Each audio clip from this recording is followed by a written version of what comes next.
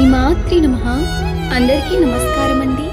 లలితా సహస్రనామంలో 59వ శ్లోకం. మన విద్య చంద్ర విద్య చంద్రమండల మధ్యగా చారు రూప చారుహాస చారు చంద్రకళాధర.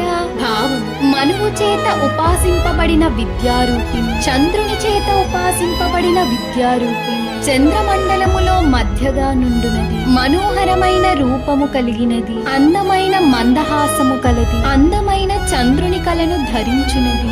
ఒక్క నిమిషం కళ్ళు మూసుకుని పౌర్ణమి చంద్రుణ్ణి ఊహించండి. ఆ చంద్రుని మధ్యలో అమ్మవారు కూర్చున్నారు.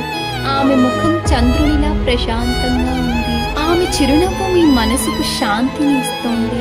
ఆమె కేవలం అందం కాదు, ప్రశాంతత. నిజమైన అందం ప్రశాంతతలో ఉంటుంది. మనము ప్రశాంతంగా ఉంటే మన అందం, మన శక్తి రెండూ పెరుగుతాయి. ఈ రోజు మనం మనసును కొంచెం ప్రశాంతంగా ఉంచుకుందాం. లలిత అమ్మవారి కృప మన అందరిపై ఉండాలి. ఆమె మనకు శాంతి, సౌందర్యం ఇవ్వాలి. శ్రీమాత్రే నమః.